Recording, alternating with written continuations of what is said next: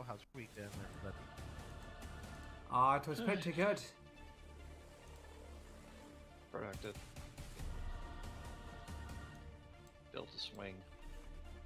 Nice. Yep. Another one? Whoa. Yep. Am I glitching out for you Kid guys? swing or a grown-up swing? I'm not that lucky. Wow. Just a swing. So it's like this big circular one. It's kind of nice because I can actually lounge in it like a little chair. So that's what I did when they were playing with the kinetic sand. They were doing this stuff with Dude, I was freaking out like Max Headroom. It's crazy. kinetic sand stuff, and then I don't see anything what you're seeing, D. It just looks like you're like. I think D's It's got fucking... some extra sensory perception going on there. you know what's okay. funny is that even according to the stream, like, it's not jigging out. Oh, it's fixed. I don't know. That was weird. Does it freak out when I do this? Nothing will beat when your voice changed. That's the funniest thing that will never happen again. I wish I could have heard it, but I'm glad you guys got a chuckle. why The- did the viewership go up by tenfold? All right, sea shanty time, gentlemen. Yeah, I just remember me and Scott and I were like busting a nut. Like I couldn't even stop laughing. The best part about it was that it was not slower. It wasn't like, okay, let's go. It was just, you just dropped an octave. Yeah. Because I remember both of us, I think, we started looking around. I was like, "Who's talking?" 'Cause it's like it's completely someone else's voice. Yeah. But it's like, Ken, your voice totally changed when you got a different microphone. Oh, this thing here, Yeah. Your timbre is richer. rich, succulent. I knew that was I knew it coming. was coming. Not to mention the fact the fucking video you posted earlier in Discord, man. I was just sort of like, that's why I had to ask. I was like, do you just look for this shit, or like, because the thumbnail right in front's like, this is totally, you didn't even have to put not safe for work. I'm like, yeah, this is somebody's animated splooge fest. I don't know what's going on. It was a good video. Like, that's the kind of crap. That's the kind of crap that you'd see walking into a club in Night City. In fact, for sure. I was actually gonna say it's like Riv preparing for her night. Like, Oh, I didn't watch it.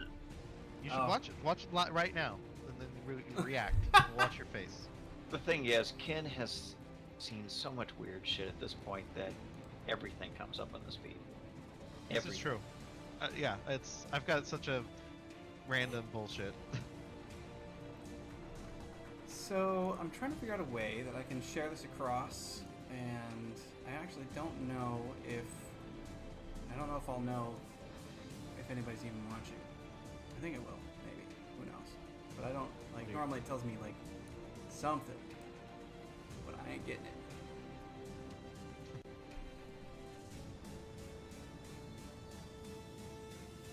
Scott looks not not amused.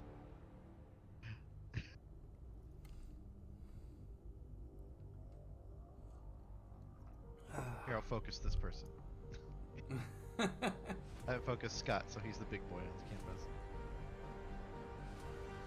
the canvas. Got a nice beat though. Yeah. I mean, We can't overall, hear you, but there's a lot of love. There's a lot of love put in that video for sure. apparently he's making an X-rated version of that. No. Well, of course he is. Yeah. Where's it gonna post? Do tell. It's like, oh, that's terrible. Where could I not go to find that? Which site should I not be going to? Exactly. Be explicit. Yeah.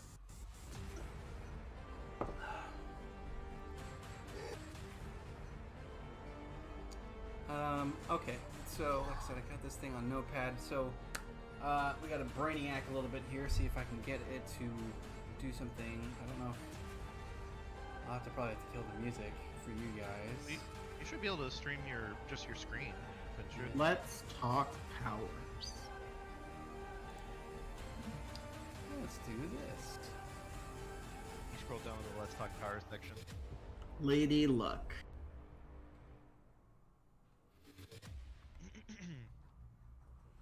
Insanity table. Oh wait, what? I have not seen this.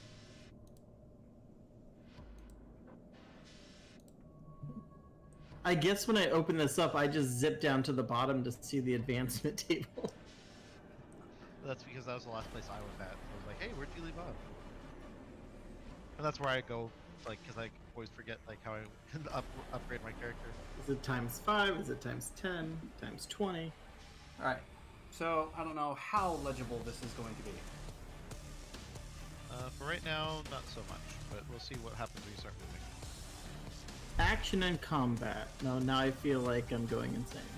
It's like that text, Oh, the like, the insanity text. yeah, I love that text. I use it in D&D. When D's character decides to telepathically reach out to a creature from the void. If necessary, I can just read it if it's like too garbled. Combat is the spice of the game, where the characters are faced with dire choices, fast-paced situations, and deadly consequences. I like this. I just spent like half an hour reading to the kids, so my voice is a little wrecked. Let's see here. Is this? Would you consider? Where would we put this in the player's handbook? Definitely. It's going to be a part of a later section for sure, because this is going to be the full how you do a combat. Like, Oh, I see it right now. yeah, So you have a little section here called combat. yeah. Wombat. Probably goes from the combat section there, kid. Yeah. So, combat is chaotic and terrifying experience that will usually end up with someone dead or dismembered. Don't worry, you can always get a replacement at your local body shop. This is where the decisions of characters really matter. Strategy, use of powers, and firearms all come into play. It is here that we separate mice from men, or heads from shoulders, whatever.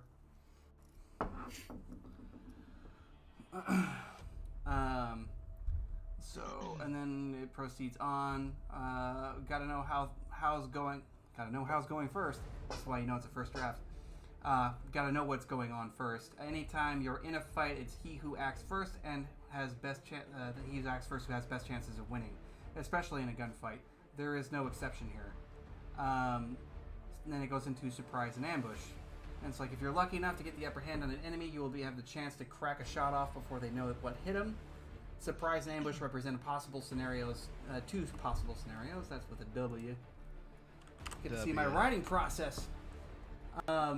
Surprise is when a target is not able to see the attacker but is aware that they are in the vicinity. So it's basically a low-level alert. Either it's like subliminal, like they kind of are alert and aware, but they can't tell where you're at. And, you know, like ambush is when they have no idea at all that there is any threat at all. Before the full combat starts, if the attackers are successful in their stealth rolls to avoid being seen or noticed at all, they receive bonuses on their turn. Surprise is granted a +3 to the attack that uncomes. Ambush offers a +5 to attacks. Then after the first round, there are, if there are targets on the enemy's side to deal with still, initiative is rolled normally to determine battle order. However, if all enemies are down, the attackers are free to resume sneaking around until they are found or confronted with a different encounter. Surprise is determined when the attacker's stealth roll meets the target's combat sense check. Ambush is offered when they get 5 or better. So if you beat their roll by 5 or more, you get the ambush. So that you're mixing in some Dungeon Master stuff. Yeah, this is how to do a combat. It's all player stuff. The player got to know. Then of course initiative, battle order is a fancy way of saying whose turn it is during a combat round. All members of a fight who have to make a combat sense combat sense check. The results determine who goes first and last in the highest roll. Who goes first and last from highest roll to the lowest. For large forces of enemies numbering greater than 2, the GM just rolls a single combat sense check for the entire group of enemies. This typically will be rolled on the high-ranked enemy in that group. So whoever's got the best one out of the lot usually is what you'll base it on. Alright, so when your turn comes around, you're the attacker. Attackers are the offensive position in combat cycle. You can take attack actions such as firing your weapon, karate chops, jump kicks, sword swings, and you get the idea. Attacks are considered to be one action. All characters have one action per combat round at character creation. This can be elevated over time with advantages or disadvantages and or IP. And then it goes into stunts. Stunts are a free action you can take. In some cases, it's more for just flavor, to encourage potent descriptions of your character's movements and attacks defenses. Let's look at some of the examples below. Declaring an attack. Attacker. I kick the guy in front of me. Okay, cool, but not really blowing my skirt up. Declaring attack with stunt. Attacker. Since he's reaching for his gun, I'll use martial arts, hop up, putting my left foot on the hand that's drawing the gun, then throw a hard kick upward with my other leg to crack him in the jaw. Now that is a fancy way to do it. Stunts have some perks. First, they help to determine certain conditions of play. In the above scenario, if the attack with the stun is successful, you've stopped the enemy from drawing his weapon and did some damage. Stunts incorporate a concept of called shots. In a fight, you don't just swing your hands around hoping someone gets in the way. Oh no, you're looking to put the bastards in the hurt locker because they'll be looking to do the same, which means you got to be specific. Yes. Stunts can receive up to a +3 bonus on attack depending on the GM's mood, or more meaning that if the GM is impressed with what you're describing, then you might be awarded a little bonus to help your attack. It's not common, but it can happen. Successful stunts can inhibit the targets as well. See above about drawing the weapons. Call the shot and make it. That's all there is to it. Stunts are very much context-based phenomena in the game. The conditions afflicted and the sheer number of possibilities are limitless. The above is one solid example of what a stunt properly executed can do for a combatant in play. I feel like, is there a way that we can, like, I don't know, make that a little bit more... It seems like stunt is so open-ended. Yes. Like, as a player, just hearing you talking about it makes me, like, I don't know. It's the flash or flourish, but you have to be specific. It's another way of saying called shot. That's why it's in there like that. You're calling your shot. You're being very specific. You're not just saying, I kicked the dude, because that's more broad. You're going like, I'm doing this and this to do this kind of damage. And so that's the stunt. You're basically trying to do precise damage that will have overarching effects on your target. That's kind of like the whole thing was like, and because of the fact that a stunt is so open-ended, because it is, we're basically saying you have license as a player to, describe your attack in detail to make it as effective as possible. The dice will determine whether or not you're successful. But if So, is it basically you're going for a precision action? Yes, precision or called shot, same meaning. Well, because you're doing called shots. I guess what I was, so that made sense to me. What I was saying is that, as far as like if you're trying to explain the rules, it sounds like based on what everything you just said, and welcome, Drew, by the way. Hello. Hi. Yes, hello. Sorry, I'm late. How are you? You're good. That's good. I'm okay. Thank you. Okay. How's Ivar? How are you? Ivar is good. Ivar's been drinking. All is good. Anyway, so what I was saying is that, like, it sounds like when you start combat, the first part is talking about how you decide who goes first, right? The initiative and role and order of actions. And then when it's your turn to do something, you have, it looks like 3 different things you have at your disposal.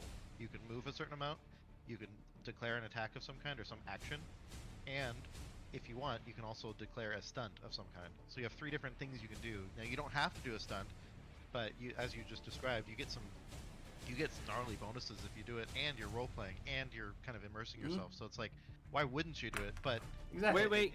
Clarification here. I thought when we play, my option is either I can just do an attack, or I want to be super cool and try some cool stunt that if that works out, I'm gonna look like a badass, but doesn't always work. You're basically right, Drew, but it's more of a, like, this is more clarifying on the fact that stunts exist at all times. You're more or less encouraged to use a stunt whenever possible. It was fitted underneath the free action, if you remember my original notes. Yeah. So free action means can be deployed at any point, and it doesn't matter if it's your turn or not. That I do need to put in there, is whether or not, because defenses was thrown in there, but I do need to acknowledge the fact that a defense can still employ a stunt because you're still defending or acting in that same motion. You just can't, you can't do it unless it's your initiative or something is acting against you. That's the only thing. Yeah, and that makes sense because that's how basically Ivar does everything. Mm-hmm. Yeah. Well, and Just call it the Ivar rule. But yes, but it is meant. It's the problem is that there's no way for me to describe all the different number. I could throw several other examples if I wanted to, but truly it's limitless. You know, it depends on the imagination of the player.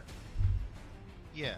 Thus, you need to put in the in parentheses, it's limitless. You are limited by your imagination. Mm-hmm. I think that you've done a good job with some of the examples and stuff. It sounds like what we could do is like have some, because in our document we have a few examples of like sidebars that show you like, hey, here's an example of what this might look like. But like pretty much what you're saying is, if it's a risk versus reward thing, if you want to look like a badass and just have more fun with the game and have a higher chance of doing more damage, do a stunt. Do think of something that's cool or stylish or whatever. If you want to play it safe, or if you want to make sure that you're very clear with what you're trying to do, then just do a standard action.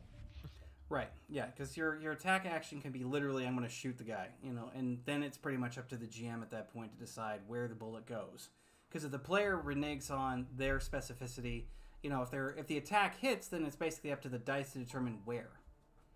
It almost sounds like the. So in a sense, what you seem to be saying is, and it should maybe be clear, is since this is a game of more than just a regular role playing, there's imagination to it. There's ideas that if the players themselves just I shot someone, it falls on the game master to elaborate in the most extreme fashion how cool or lame your bullet shot was.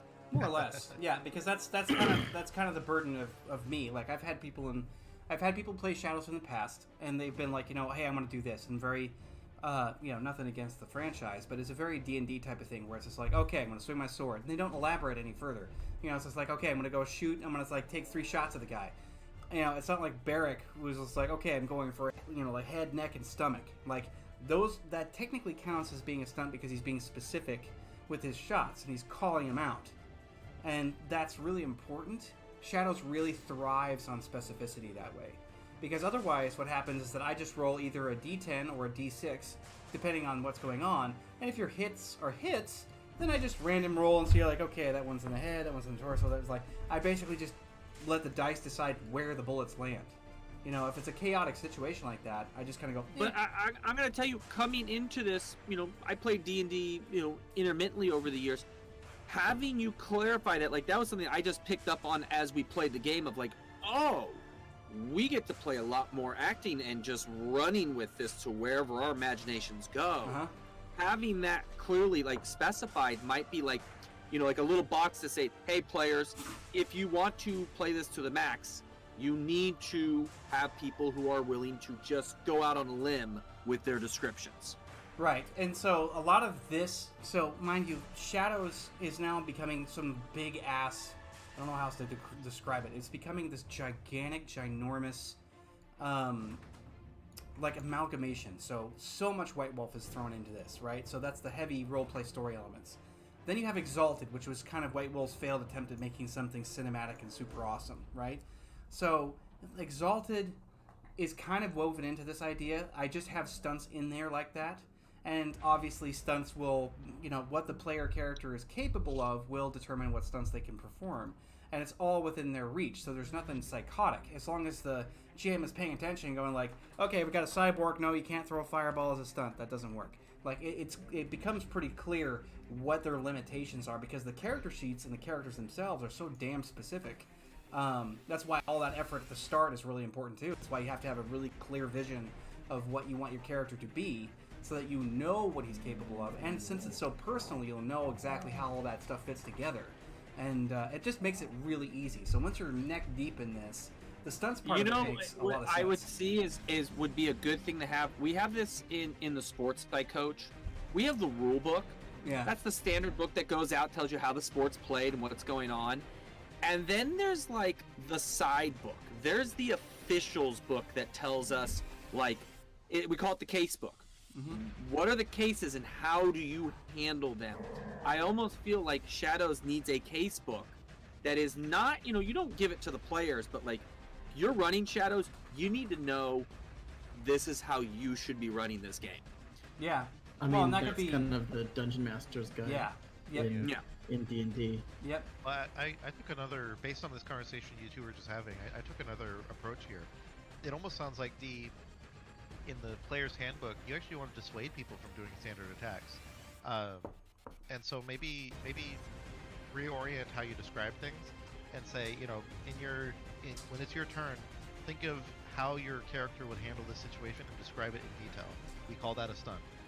Now, if you're unable to, do that and you want to leave it to chance, then you can do an attack. You know what I mean? Like, switch it around, because it almost sounds like the preferred method of play is stun. But, you know what I mean? Yeah, it can be stipulated where it's preferred, but I think, like I said, regardless of how it is, I'll just make it a little stronger is all I'll need to do. Because like I said, I don't want almost to like remove... you need a spectrum Yeah. of like, you could be here, and that's all right. Like, we'll accept it. You can go here. But if what if you went go here, you can be a god among men. Yeah. Well, and that's the premise, man. Like, that's the glory of Shadows in general, is that the characters really do feel, even when they die, even when they get killed off, there's something about it that's like, well, basically I earned it. It's kind of like certain games I used to play when I was a lot younger, where it was just sort of like I could tell that the controls weren't goofing up. When I died, I knew it was me. Like, something like that. It should have a very similar feeling to it. So, I missed it earlier. Is there a drawback to doing a stunt? Like, in most scenarios, you're sacrificing, accuracy for damage or something, right? Reward. Right, yeah. So, right, like so in, there's like in a Cyberpunk. called shot, right? You can take a -5 penalty, but if you So, hit, then Yeah. you do +10 damage or something. That is something that I'm working on. Like, again, this is just first draft, me browsing through it. So, mind you, like, try not to think about it in the sense that I haven't come up with these kinds of questions, but that's a good one because there was something about that I was thinking about. Because the original called shot rules I had for, like, D&D was that if you made a called shot in D&D, you had to make a 15 naturally on the die. If you didn't get the 15 and still hit your target, you'd hit your target, but you'd never get any of the other conditional stuff that would go along with it. You wouldn't get the extra. And that's kind of what I want to do with this. You know what I mean? So it's like, for instance... It seems statistics. You're just running a statistical analysis. If you were to roll a 9 or higher, you can pull this off. Right. If you roll a 1 or 2, something bad's going to happen to you as a result of what you're doing. Right. So as a What's the baseline, goal of a stunt? Is it to make combat more cinematic? 1, yes. 2, Or is it like a it limit offers... breaker? It makes it very specific. So here's the thing, is that when you have stunts going back and forth, for instance, the combat is far more intensive, far more immersive. And the reason why is because you know what position everybody's in. I'll just even take this example because this thing almost explains itself perfectly. Let's say that he wasn't successful with this particular stunt in the highlighted section. So he goes to try and stop the guy from drawing his weapon, right? If he doesn't make his stunt, right, like maybe he gets the hit off, but he's not getting his stunt. Like I said, I haven't inserted the actual regulation yet. But let's say that he doesn't make the stunt, but he gets the hit, right? The default here is that the guy draws his weapon. So instead of being able to stop him from drawing the gun, he misses that. And so the guy will have his weapon whenever it comes around. So instead of being stopped from where it was with the initial stunt and the intent, he still gets cracked in the head, but now he's got the gun out. So he'll be able to be more lethal next time he comes around to his turn. It's something along those lines where natural consequence kind of plays out. And because stunts can be elaborate, and again, because of the sheer limitlessness of what a stunt can really mean, is that whatever sort of bonus effect you're going for instance, it'd be easily described as like, I want to crack this guy in the head hard enough to make him dizzy. You know, like, so I'm going to swing a haymaker. That's still a stunt because you're calling a shot. So you're trying to smack him in the skull and make him disoriented. That's the condition you're trying to employ. Don't make the stunt. You crack him in the head maybe, but he's not disoriented. So you don't get the extra bonus. You know what I mean? So it's like you're going for that extra shot, but I do think that it's actually kind of a, you know, it'd be really easy to apply the same concept, which is if you want to pull the stunt off, maybe you need to hit a natural 7 on the die before the stunt really takes effect. Like, that would be an approximate. Would you want to limit how people could do it, or would it be every turn? Right, so it's one of those things where it's like, I think that what it should be is something that I love to give choices. It's all about choice. I hate to quote the Matrix on that, you know, but it's about choice. It really is. It's about making these choices, and I want the opportunity or the choice to be there. And that's one of the things about Shadows in particular is all about that. It's all about choices. How do you want to do this is the big question. Do you want to risk it and go for it, or do you want to play it safe? Well, it's up to you. So, like, if I were going to cause a limitation, I would basically create a restriction on the dice. Similar to, like, saying you have to make a 6 or better on your die roll if you want your stun to be successful. Mm-hmm. I think that would be completely reasonable. Because, you know, even it's like, you know, it may be that you get your hit, but you don't get the little added condition, like disorient or, you know, like knockout, knockdown. You know, like certain things, like, which would be referred to as maneuvers in other systems. You know what I mean? So if you try to go for a trip, that's a stunt. If you try to, like, pretty much everything that the character's trying to do is cut the fight off or end the conversation to, you know, go down Bill's line of thinking. You're basically trying to end the conversation quickly because you don't want to talk much. So if you can get the opportunity to do that, you can go for it, which is why, you know, Shadows can be lethal, especially at street level, because if you get knocked down and they got their gun out, there's a good chance you're getting blown away. Which is why, you know, characters will play it safe at the starting point. Not us. I mean, we lost. I would like a tree in the middle of this field. Make it happen. I'm going to put it in your shop. Because you weren't nice to me when I brought my bumliness into your nice facility. Right. Sure. Hey, so how was your Would campaign? Well, would I you only want- had to go with 2 characters. Would you want any sort of meta currency point, something like that, to be used for stunts? Possibly. That is something Like, that is... instead, like, luck is used for a re-roll, but what about like a pre-roll? I want to do this super awesome thing. I'm gonna spend 3 stunt points. Yeah, we could call it. I think you're getting a little too complicated there. I think just letting the dice be the bearer of how successful your stunt is, and leave it at that, and then maybe put a bonus for you crit or you hit a certain number. It's going to go off spectacular, and if you critically fail, it's going to blow up in your face. It's about presenting another way to do the act of storytelling. Yeah. You know, we're presenting 2 ways that you can do it. You can either do the one way that's super cool and has some negative penalties, or you can just do this vanilla thing and get nothing. Well, it's sounds base like- hits versus swinging for a home run every time. Choice. It's the illusion of choice. You can do this and boom, you're great. Or you can do this and be meh. You're trying to become a hero. Heroes don't do base things. But when you take they that, could. when we take that with every other component, with the advantages and disadvantages, how to make those play together, all those different things that build and construct how the Shadows character actually is, kind of comes to fruition. It's one of those things where it's like, yeah, here's 2 choices, but you're never going to choose that one. So, an example I'm thinking of is the fight against, my brain just wants to say Steppenwolf, but I mean Copperfield, where Viv was like, I'm gonna teleport here, kick him in the nuts, send him across the room, teleport behind him, and then, like, bash him overhead. Like, No, I teleported behind him, sent him upwards, and then teleported right below him and sent him straight up. Yeah. right? Like, that was 2 hits and use of teleportation, right? Like, that was, but then the way you described it, like, it gives this very cinematic thing. We all knew exactly what it looked like, what you were doing, the movement through the combat field, Yep. and then on my turn, immediately following, I'm like, I'm gonna shoot my like grapple arm thing out and That's so try nice. and like Scorpion get over here and then like bash his face in.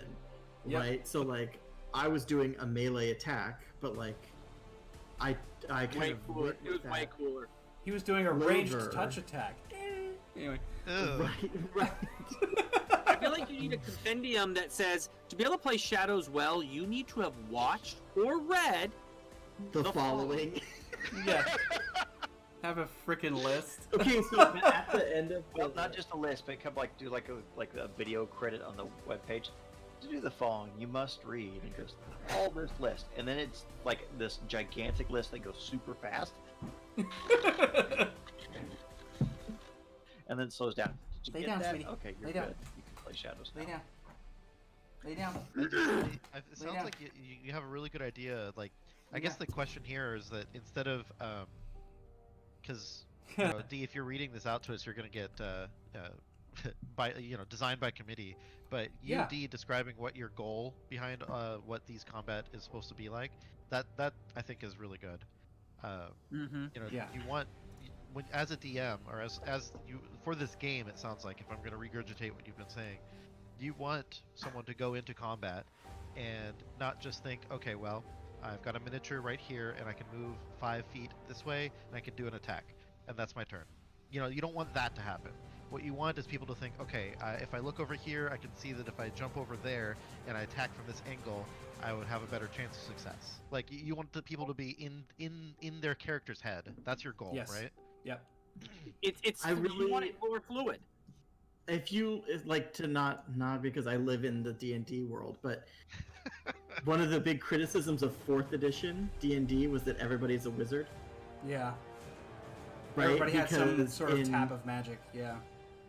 in Like cantrips or whatever. all versions of other versions of D&D, a fighter would hit you with their weapon. On their turn, they will move, stab you with a sword, swing Walk an back into axe at position. you, and that was their move. And then in 4th edition, it was like, I'm gonna do rushing of the reeds through the bushes, which is I move forward 10 feet, I do an upward slice, I trip my opponent, and then I backflip back to my space. And like every move was described that way, and people were like, well, now everybody's doing cool stuff like wizards. And it was like, well, yeah, but that's what I loved about 4th edition was that it wasn't just I stab you, I punch you, which is a lot of what 5th edition is now.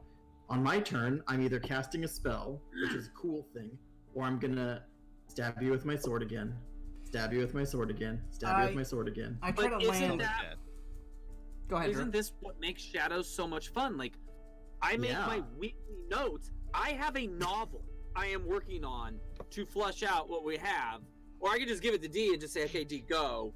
Like, there's a novel here, and it's interesting. It's an actually like the story we have all been telling and weaving and building is actually a very interesting and deep story. That's what I'm saying. I like the cinematic 4th edition combat where the fighter is not just I attack with my sword, I attack with my sword, No, but they're I like, hear what you're saying, and I I'm agree. trying to break his ankle. I'm gonna try and bash him with a shield. Like it's much more dynamic. Yeah. I love this yeah. idea of stunts. Shadows is not running up and hitting him with your sword. It's bashing the face in with the hilt, spinning around and cutting him from nape to chop, and then afterwards asking him if he'd like some tea.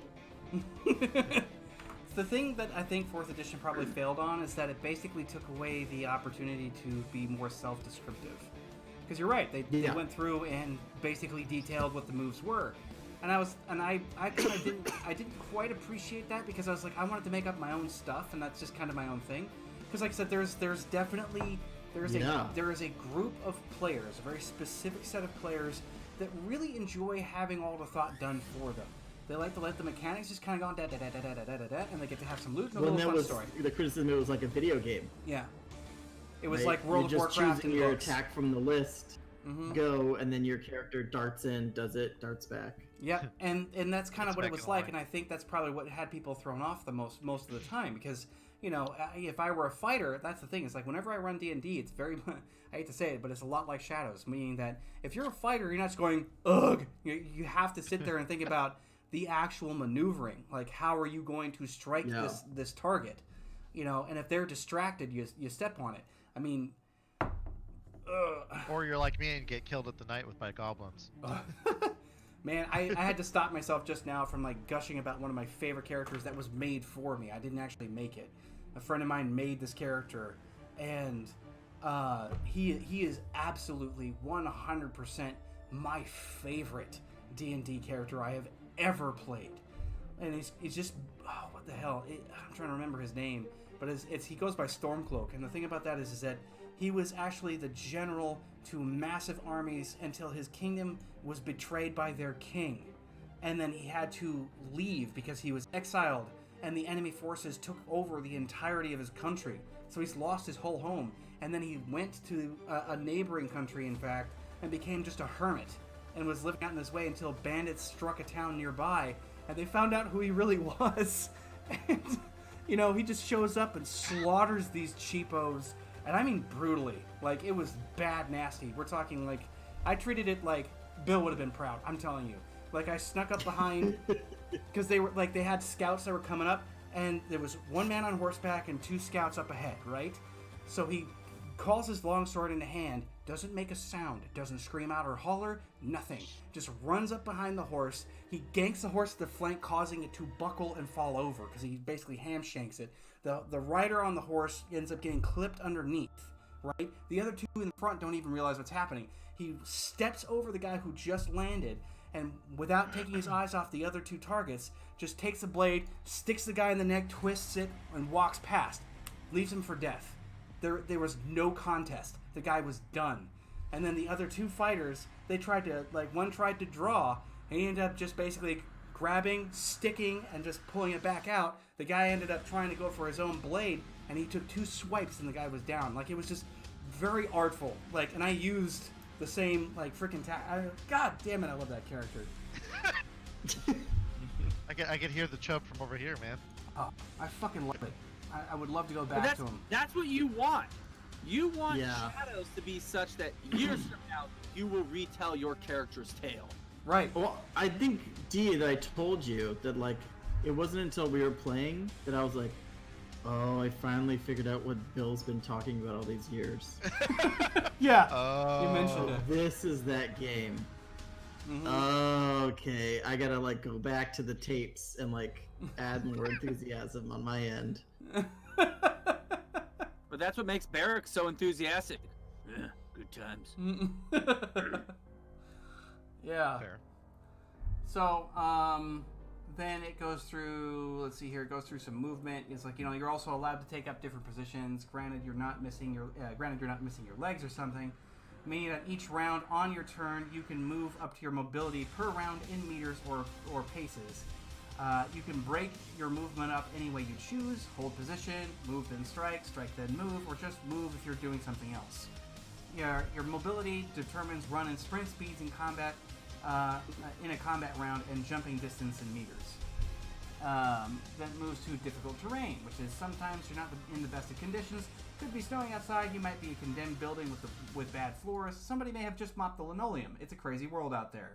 So unless you're fitted with a good balance or advantage that dictates differently, combat rolls are a -3 on difficult or unstable ground.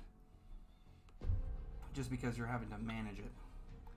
And then there's like knockdown. These are the things that you guys didn't get a chance to see. Knockdown is like from time to time something happens that will knock you to the ground, explosions, haymaker punches, or you're just trying to avoid automatic gunfire and taking cover. Those knockdown are subject to -2 penalty in combat actions. This is mitigated by advantages, martial arts, or some other quirk or facet approved by the GM. Knockdowns that are caused from damage may have other effects that go with it. In an explosion example, you may be given the disoriented state from the concussive force of the blast and suffer secondary penalties there too. The penalties do stack and get dangerous quick, so don't get knocked down if you can help it. True facts. Yep. I mean, I want this. I think that these things should be fast and quick like that because I don't think that there's any confusion about what the hell knockdown means. Like, Yeah, that's true. like Yeah, I think it's a matter of, you know, like in other systems, do you have to spend your next turn getting up, or can you attack while you're down? You know, stuff like that. yeah, and in this case, combat rolls just makes it very simple because if you're defending while prone, like knocked down, so like prone or knocked down, if you're defending, you're at a -2 because you're trying to do it on the ground. Unless, of course, you've got a specific martial art, say jujitsu, that would be a different story. Right. Or like if you're being attacked by a ranged weapon and you're on the ground, Yeah. you know, maybe you're trying to you're fire harder back. to hit target. Yeah. Or, Yes, and the thing about that is that it does provide that, but if you try to shoot back and you're on the ground, it does make it more difficult to fire back. Because trying to shoot from Right. ground or prone, you're not in the right position. It's hard to line your sights up. Remember when Riv almost died after she did her move and got knocked down by one of the Yeah. What was it, the robot dudes? Yep, technocracy dudes. yep. Logic and consequences are at the heart of Shadows. If you're laying down prone on the ground with your hands behind your back, how are you going to grab that gun, stand up, and shoot? Like, you gotta have a plan to do this. Well, and if anybody's ever seen a real gunfight, I can tell you, you do not do shit like that. If you're on the ground, you stay on the ground until you have better cover and a weapon. You just don't. Like, you don't just go like, hey, fellas, and then just get riddled. Like, it's... Well, it's... My wife and I were talking about this. The George Floyd case right now, they're talking about all these witnesses, like, the paramedic who walked up to the cops and said, hey, what you're doing is a little wrong. Like, how do you, as a citizen, like, you see something wrong going on, it's not like you could just walk up and go, officer, stop what you're doing. I'm a citizen. You're doing something naughty. Like, Yeah, then you're Naughty. Well, yeah, collateral because then they can damage. have you detained or even put up for assault, even if you haven't touched you. So, it's crazy what cops can do. Next... Oh, but that sass when he was like, oh, its memory can get affected by stress, can't it? Well, yeah, it's a good thing we have it all on tape then. Mm-hmm. That's a good thing. Good lord, yeah. this is like O.J. Simpson good case, but sad. Yeah.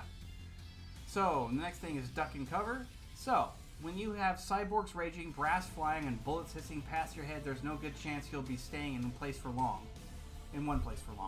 Cover is important, and so is getting to the right angle on your own targets. Basically, it's a matter of who's able to move the fastest with the best aim, and there's no chance of hitting the target without taking a risk. That said, eventually you'll have to move or get overrun, and having free piercings delivered at range by your nemesis is a bad plan. So moving from one covered point to another means that you expose yourself to a counterattack. Same if the enemy attempts to move from one position to another. When moving from cover, enemies in line of sight or range of weapons will get a counterattack. Laying down covering fire will mitigate this issue. So if you get like stuck in a point where you have to move, that's why they shout covering fire and start firing towards the enemy so they stay ducked. You know, unless you're alone, so don't get into gunfights alone. What if you bring a knife to a gunfight? You better be goddamn And great you with that should knife. take home in a body bag. And his man goes to the morgue. And then it gets into the more basic stuff. So this is just describing actions in combat. You know, it's sort of like it goes to the basics. It's like you wouldn't think that you'd be able to do a lot in about 3 seconds, but when you put your mind to it, there's a lot that you can do. You can shout, throw a few punches, and dash to the kitchen in 3 measly seconds. If you have a gun, you can squeeze off up to 200 rounds in that time, if you have the right gun, that is. At the beginning of the attacker's turn, they have one action. They can be ranged. They can be changed through gun gameplay or buying advantages at character creation. Training and super abilities can also increase the number of actions per round. That's not to say that a lowly street level punk can't fire more shots than expected. It just comes at a penalty. For the untrained, unmodified, or non-supernatural, consecutive attacks can be made at a -3 cumulative penalty per attack action. So even if you don't have multiple attacks per round or the advantage of like melee master or ranged master or something like that, if you don't have those perks, then you can just make the attacks at consecutively lower numbers. So that kind of explains that. And I was because I've let you guys take more than one at a whack. I just never expressed what it was doing. You're being rather generous to the cinematics of the game. Yes, I try to keep the mechanics as quiet as possible and let them do their thing. That's what I think makes this game so much fun. You don't see the mechanics much. You just see the awesome story that's going on, and then going, oh my god, we're all going to die. With key points. And then we don't sometimes. Yeah, and then you don't. Yeah, but the thing about that is that key point, you guys know it's fair. That's the thing, is that you know that there's a fair system at work. It's not just me deciding who does what, where, and how. Right. Yeah, you're working with the GM or DM to make a cool story. Yeah. And Collaborative storytelling. Yep. That's the way I've always seen it. Always seen it. Because you guys help build it, because I can't make the choices you guys make, but 100% of the time, I get a thrill every time that dice hits the ground, right? Just because I don't know what the hell's going to happen. I don't know who's going to win that fight or that battle or that attack or what. Yeah, but God, is it amazing those nights when the dice either... the dice roll the way the story should be going. Like, right? You need that killer roll and it comes through, or you do something stupid and as soon as you say it and you roll, you're like, I know that was just stupid. Just give me my one now so we can just blow this up. And dude, I gotta say, the time when you were fighting for your life, that was like the most intense game night we had. I remember it because we were waiting for you to. You had to like. What was it? He had to roll like. Oh, the death saves. Yeah. Yeah, he had to roll over a 9 like several times in a row. Yeah, he had to make. He had a chance to. He had a chance. I had to roll 2 or less. Yeah. And I hit triple. That's what it was. Yep. He had to roll 2 or less on a body check, and he kept doing it. So crazy. Yeah, I gave it the This least. is the stuff of legend. It is. That was the least possible case scenario of victory, and he pulled it through. Like, I really was. It was the titties, man. The holy duo. Yeah, but what I love out of that is Ivar picked up a new advantage. What was the advantage we gave him out of it? He's got divine intervention now. Oh yeah, I was thinking of your combat paralysis.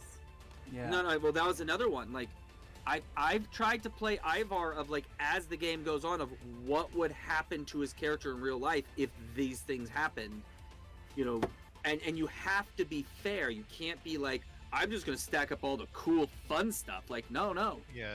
You that have might to be something like, interesting to put as well. The reality is we'd all have PTSD from killing a single person. So Right. But more to the point, I think if we put in the combat section and in the disadvantage section, is the fact that gameplay in Shadows is an organic creation with regards to the development of your character. As you face, mind-bending horrors and combat scenarios, you can take advantages and disadvantages in discussion with your DM. So that's more to like. they're earned as badges of honor. Yeah. So basically, what we do is the reason we put it in those two sections, reflecting and reiterating the point, is because it's about again helping them come to the conclusion that they want a storytelling.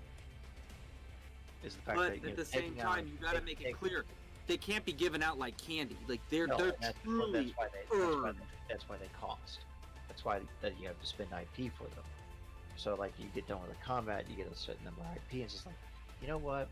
Ivar just really horrified by what happened. He's going to take this disadvantage. Great. Taking a disadvantage is going to cost you this. Yeah, the real juice of this game is the human experience. End of story. Even when you're supernatural or whatever, like, taking a demon and bringing back its humanity, or taking a human and ripping it away. Like those are things that really, like, make the magic of how this all works together. So, and then I have the initial, because I have to go through my first draft and go through all of this stuff, which is what I originally posted and the rest of it, and I got to go through this and merge what I like out of what's going on there and make sure that everything's flat. Because like I said, I'm trying to draw it up within the structure of the first draft that I have, and these mechanics seem to work out well. I think that they're really good. And then this was because there's a very big gaping hole. This is, well, so the biggest problem that I have right now is trying to make sure there is the damage that weapon standard should offer, right? Being able to decide how those all fit together so I can make equipment lists and do it quickly. And then there's the armor. And so I'm starting with the actual damage portion of it first. So I'm segmenting it all, and I'm basically splitting it down to close quarters, which deals with anything martial arts, melee, or hand-to-hand combat, grappling, etc. Okay? Ranged is anything guns, archery, melee, thrown, heavy weapons, etc. Magic, and then magical types of damage, which psychic will get wrapped up into this as well. And it's casting spells to cause damage, and that's using that. And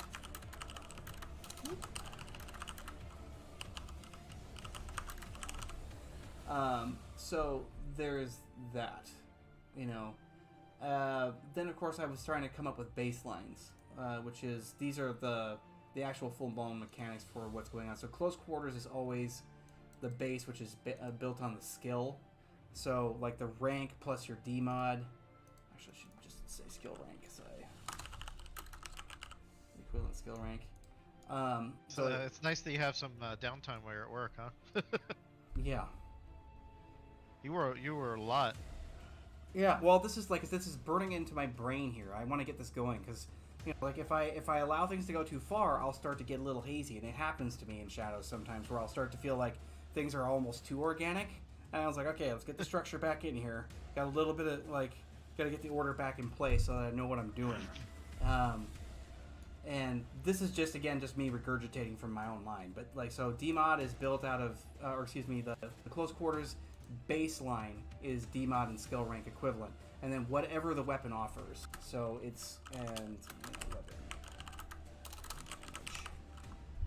So that's how you accumulate the damage for that. And then you have ranged, which is just the base of the weapon.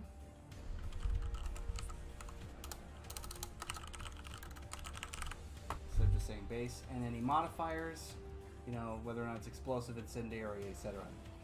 And then this is the accumulation for magic, which is will plus whatever the skill rank might be, plus the base. In this case, I have to clarify that as well, which is like power level,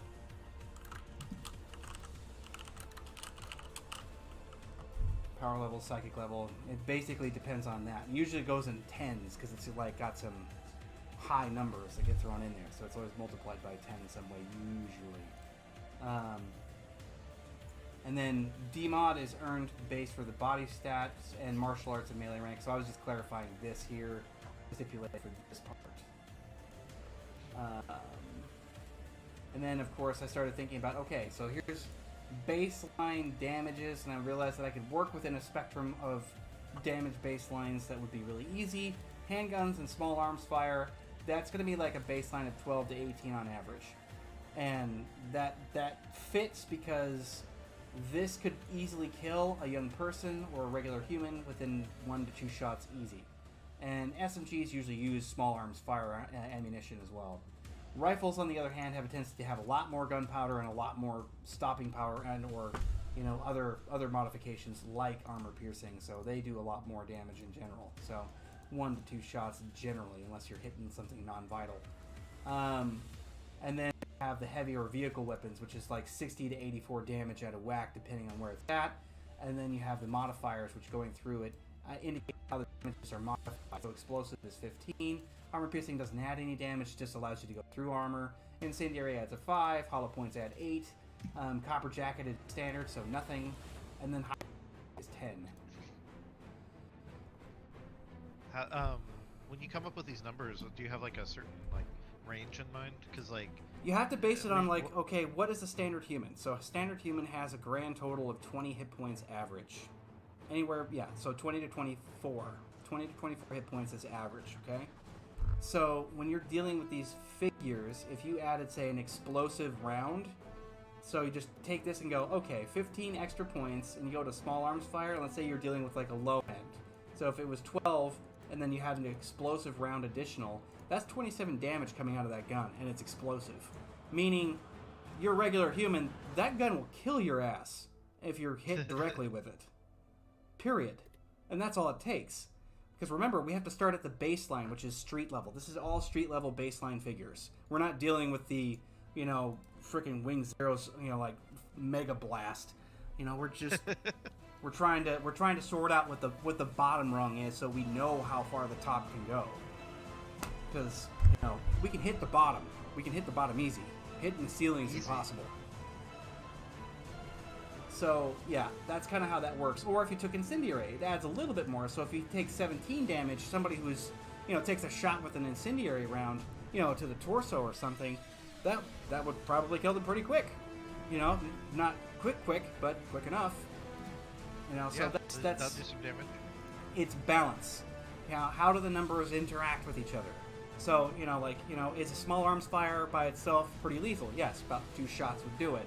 That's lethal enough. Most normal human beings can take about 2 bullets and maybe survive if they get lucky. You know what I mean? But then it's up to the body and dealing with, the damage and how it worked, like maybe the thing splintered, etc. So that's why hollow points are nasty, because that puts that right there at that threshold. Even the bottom rung, small arms fire, reaches that 20-point threshold, and it's sort of like, yeah, because you'll blow a hole the size of a dime in the front and a freaking baseball out the back. Like, that's nasty. How do you recover from that? There's enough, you know what I mean? And that's why most rifles are so damn lethal as well, whenever you're dealing with 5.56, 7.62, and so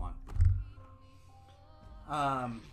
Yeah, and then, of course, the melee gets a little bit more interesting because these are the baselines, again. And so, like, light arms, it's going to be 12 to 18. Once again, it kind of fits in there with the small arms. Where these get changed is that there's an application... like if you saw from earlier, this is the base weapon damage. So if you took 12, and you're looking at the skill rank, say like martial arts, and you're going to add that into it, which is going to be added as part of your DMOD anyway. So these things are just split apart.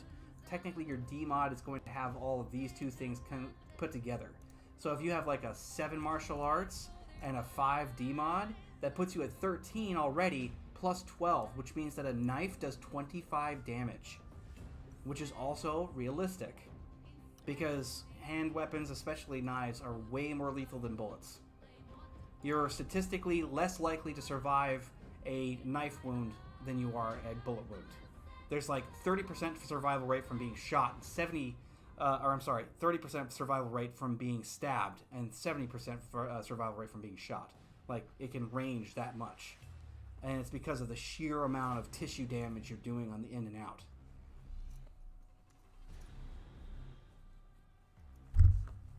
So then it just goes down to like melee standard 1824, melee heavy 24. I like this is like maul, hammer, and shovel. Wait, hold on here. I'm looking here. A short sword would do a little bit more damage than a baseball bat. It's not that the baseball bat is, it's like, so a short sword actually would do slightly less, unless you're dealing with like the thicker ones, like the gladius and so forth. Bludgeoning weapons are absolutely the most devastating weapons when it comes to the human body, because of the sheer amount of concussive force. Baseball bats are nasty. So, like, a baseball bat would probably range in like the 22, and a short sword might range at the 20. It depends on the sword, but that's the reason why these baselines have a spectrum like that. Gotcha. No, I like it because it does. Adding spectrums to anything allows for a lot more possibility and fluctuation based on situations. Yes, and more importantly, with these figures in head, if you guys go and say, "Hey, I've got this gun. It's a 10mm," I can be like, "Okay," blah, blah, blah, like that, and I can just pull the damn number up instead of trying to remember and go like, like it's. I can do it. Yeah.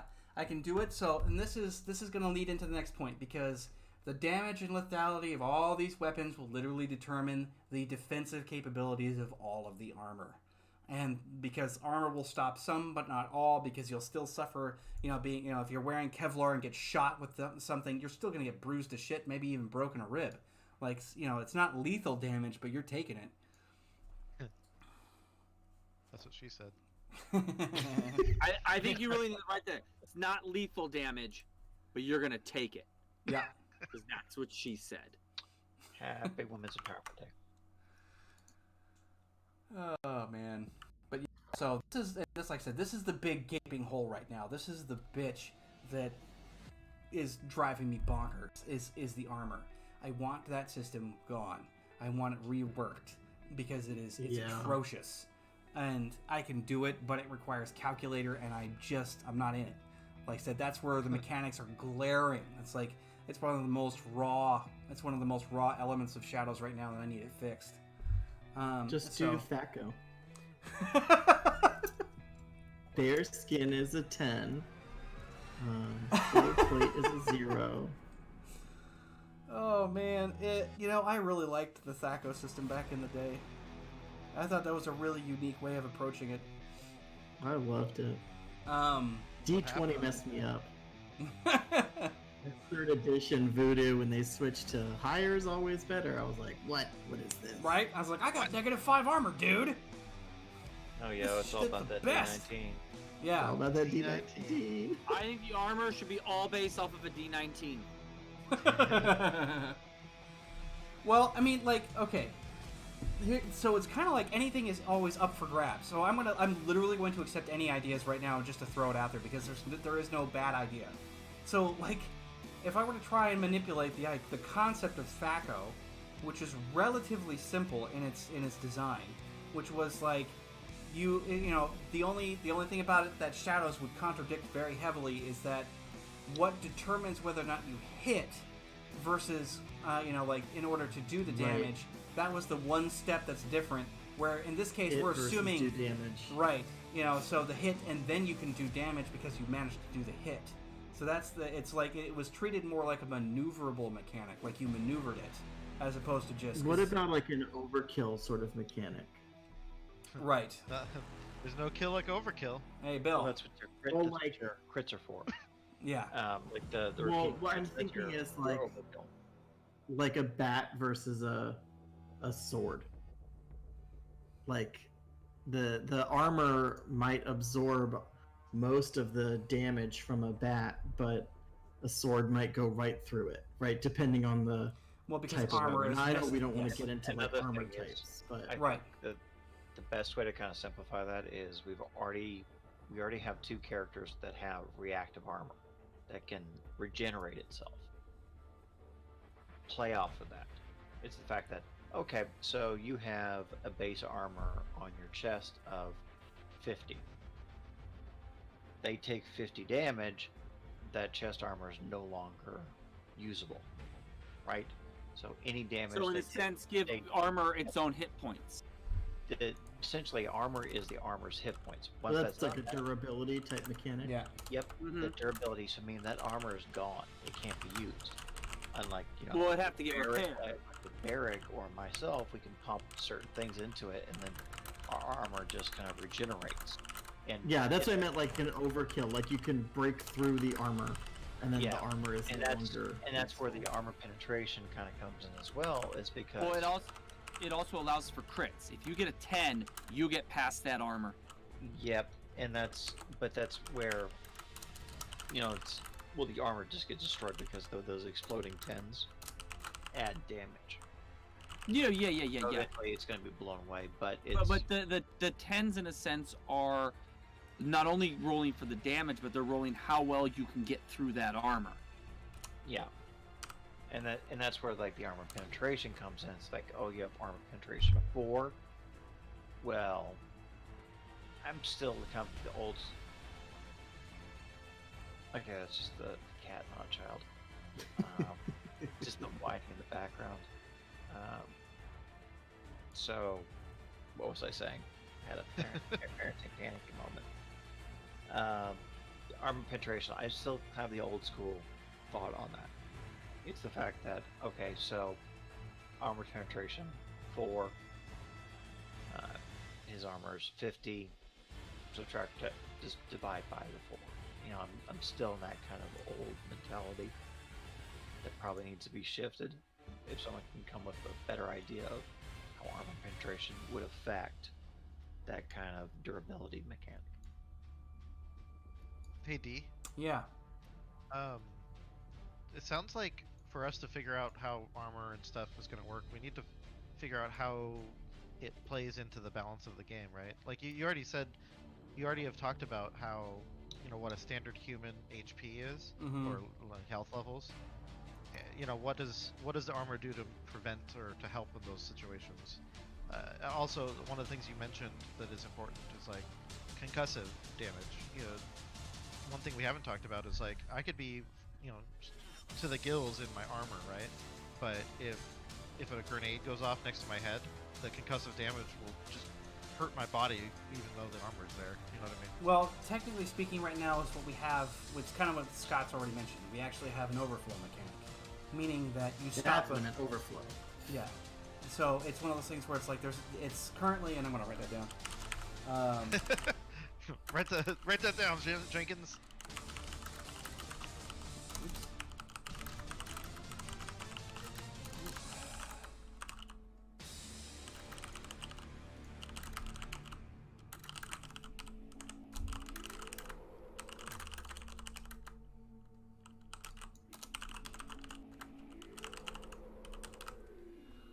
So, more or less, it's like you have armor, you wear it, and if you get something, if you're wearing armor 50, they shoot you with a weapon that's basically 60 damage, you take 10, right? That's the basic concept for the overflow, is that anything over the armor amount, you take damage. How do you account for this? Things frozen. In real life, if I'm wearing armor or something, and something comes at me, hits me hard enough that it doesn't kill me, doesn't lower my wealth, but it bruises me, I may not move as quickly.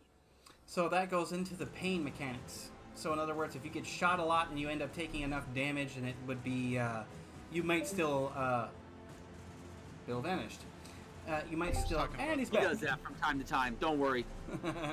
Known him for years. He'll come back eventually. So the thing about that is that's where you get into the what's called bruising damage. It's the non-lethal.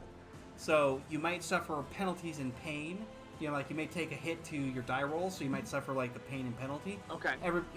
And it's like, so you're not suffering damage, but you still have the pain mechanic. So if you have somebody who does like, 2 health levels worth of damage, you might be at a -1. You're still maneuvering, but it sucks. Got it. That makes some sense. Is there a way to incorporate the pain even if you're not damaged? Like. Yeah, Or does the you just fact that basically our say health you're at level- pain level 1. Like, you just announce it. It's something the GM would be able to declare. You basically, it's like, you take the damage. So in other words, like, here's an example. Let's say you get hit with a 30 damage weapon, but you're wearing 40 armor, right? It doesn't have enough to overflow on the armor, but you take a nasty hit, right? And if you're at base, if you're just doing generic, like, 4 HP per health level, 30 damage is going to push you down to like a health level, probably like a -2 or -3. You're probably going to wind up in that area easy. So you'll end up with a -1 or a -2 on your next rolls for like a round or two, basically. In terms of game mechanic, like a round or two, over that point, unless you could throw in another mechanic, which is like make a body check, and you get to suck in that pain, and you get to like do it, or you have an advantage, pain tolerance, and you ignore that shit. So, that's a very common thing. If you take pain tolerance, that's really what it's for. Is it stops the bone crushing agony of the combat situation you're in from preventing you from being accurate or a good combatant.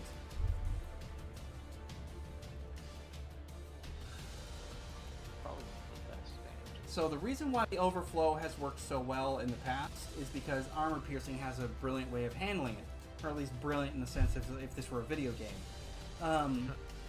You take whatever it is and you say armor this, and you divide it by whatever the armor piercing is. And the armor piercing just says like 2, for instance. So the only ways that I've been able to get past the calculator aspect is basically like going, okay, maybe all the armors should literally just be even numbers instead of being like 91 or 33 or that kind of stuff. Because if You make them a base, you do like a base 6 or a base 9 or something that would be easily multiplied or divided. Right. Anything Base 5. that like you could it's one of those things where you could take a glance at what you've got and then just quickly address what the armor is going to be whenever applied against the actual armor piercing, right now it's like if you have 90 something armor, which upwards of the supernatural world, I'm thinking that like close to about 100 is probably where I'm going to cap it for a while, because there's only so much protection you can really take before something. What's Scott at right now, or what's He's Barrick at at? 91, 90 something. Yeah, he's beefy. It's, let me see, my most armored body part is 86. Yeah. So he's Wait, he's, isn't Ivar even more? yeah. Ivar It's went and got Ivar. all this magical warding armor to make him less squishy. Right. Yeah, my my torso has a 86. My subdermal armor is 18. My skin is 38, and then my D-mod is 14. Or your BTM, you mean? Ivar's Or 91 BTM, yeah. with a warding bracelet that gives him a 60% miss chance. God damn. His Used to be head the is squishiest 36. one. Well, Ivar freaked out. Part of his paranoia is he's like, the movie where the kid comes out with all the like catcher's gear on and hockey gear on top of the catcher gear, wrapped in bubble wrap. That's Ivar right Yeah. now. He's a little disturbed. This could be fun. So what about, I like your division idea with armor. Yeah. I mean, I do like the idea of it cuts the armor in half or in fourths. Right, because you have certain things that, like, for instance, monofilament wire, for instance, straight out of Johnny Mnemonic. That stuff had an AP 8, which means it would just slice right through most everything. It takes, like, an 80 armor and reduces it down into the 10s, like, so you're going to be taking a crap load of damage, and, but in this case the weapon is light, but it'll still do enough damage to slice your body in half, you know what I mean? There's just a lot of force and power inside of that kind of a weapon. And if you get like a monobladed knife, same thing. It just sinks right through instead of being stopped. And that's kind of what I want, because the overflow armor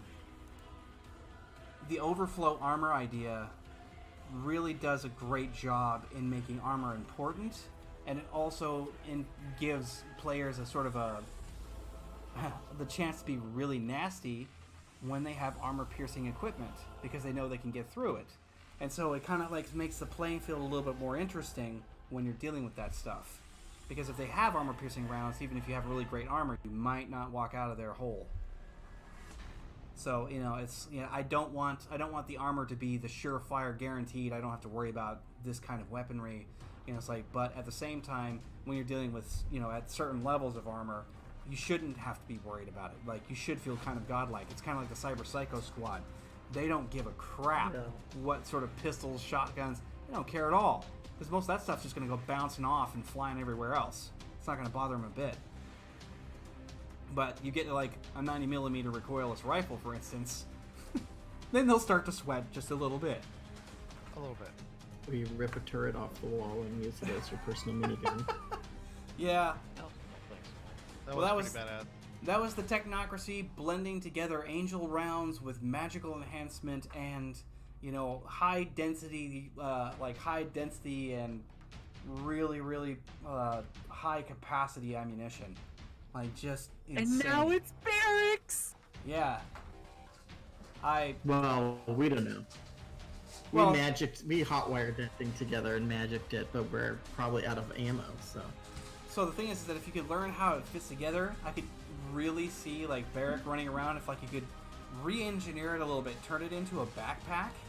Like, I think that'd be really cool, because then you could have it strapped to your back, and then you could do a hunch and have it like pop over and mount, and then you could just grab it like this and just fire it like that. Like, with I could just see it being like a Big Hero 6 situation where then like Riv jumps on Barrack's back. Like, It's like you could have a rig like with an aliens, that harness. Yeah. what was the did you guys ever play like Marvel vs. Capcom? Long time ago. Like the Street Fighter type game? Yep. Iron Man's finisher was he would like, and like this huge gun would just like drop down and they would like Hadouken across the screen. Like, and Barrack could, go crazy. Like, he could definitely go very tanky. Like, and even better, Like, imagine him having, like, specified drones that can do, like, battle chest drops and stuff, which I call dead drops. Like, they can just hover over where he's at and just be, like, drop guns, ammunition, ordnance, all of that. I want Red Wing. Right. Well, now we know what Scott's going to upgrade Barrack with soon. Yeah. No, I like. Oh, this is it. I found the picture of it. He gets jealous of Riv's Golem.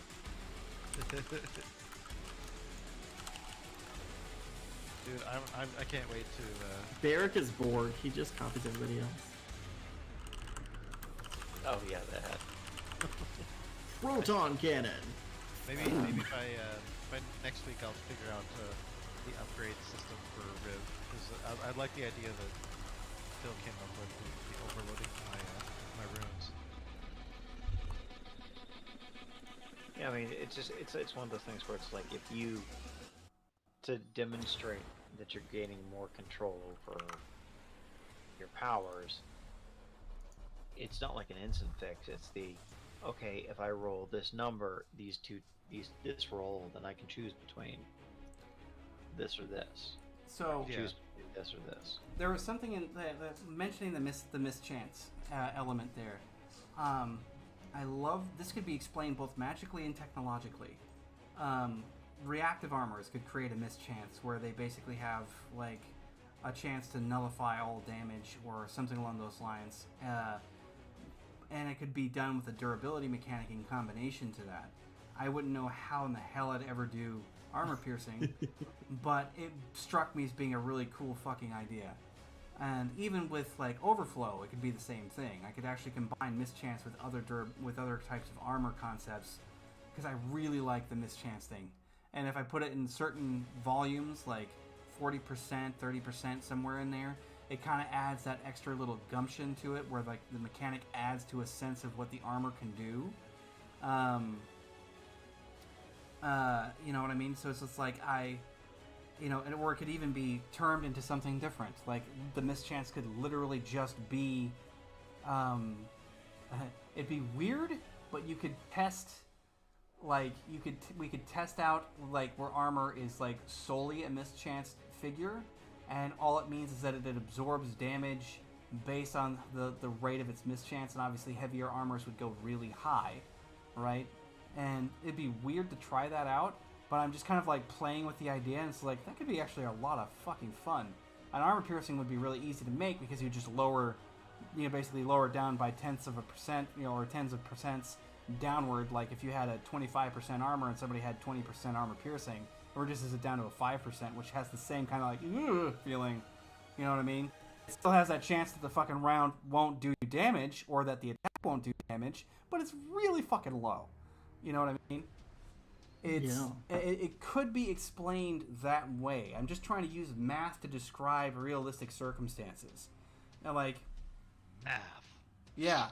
Well, I like this durability idea. I'm thinking the way that Barrack attacks is with ammo. What if the armor of the thing I'm attacking is like the armor has 100 points total or whatever, and it absorbs 5 per hit, and I'm shooting it with bullets that do 6. So the first 5 are absorbed, and then 1. So an overflow durability combo is overflowing. So now that durability is at 99, and I shoot 10 bullets at it, and I've only done 10 like have gone through, but like it's dropping that armor down so that someone comes with a concussing grenade and a knife and a sword and eldritch chains and whatever. After 2 rounds of it, that armor is no longer useful. And if you remind me of how many video games have we played over the years where you go beat the villain and all you're really doing is wailing on their armor, and then finally their armor cracks off, and then you see the health bar. Yeah, you look at your health bar and you're like, son of a bitch. This isn't even my final form, right? Well, and I want to avoid the sense of armor being a stage, like or a Right. phase. I want to avoid that because that to me depletes the sense of realism from it or grittiness, which is why I was But sitting you there don't like, have like what? an I'll be immune right back. phase. So I'm kind of thinking Well, like, we have different types of damage. We have like the magical damage versus so non-magical. Got the Yeah. big three: so like androids, aliens, and wizards. that was the original title for Shadows before it became Shadows. So this is kind of like, so I'm kind of trying to think about how these qualities could fit, because when it comes to armor, it's all about quality. What qualities does it have? How hard or soft is the armor? Plays one part, and its design. So like hard armors are good at deflecting lots of like bullet fire, because it'll anything that is less kinetic. Oh. You have Okay, wait. yeah. Go on. Go on. Soft armors are really good at absorbing, blunt damage or blunt force. That's the reason why a lot of knights would wear the quilted padded armor underneath the actual Right. metal, because So, could it work if you gave armor advantages and disadvantages on the type of armor it was? So you still have the base, but then this type of armor would have an advantage, but it also has this disadvantage, because that's ultimately that's what it sounds like- describing. That's like piercing versus bludgeoning versus slashing. it could Because This is from energy there or you something. can base their advantage, give it a base point, but saying towards these things you're going to have this advantage. So you can still give it the spectrum, but the spectrum would be between the disadvantage, the advantage, and in between would just be a regular mundane attack. yeah. So I could easily adapt qualities like that, no problem.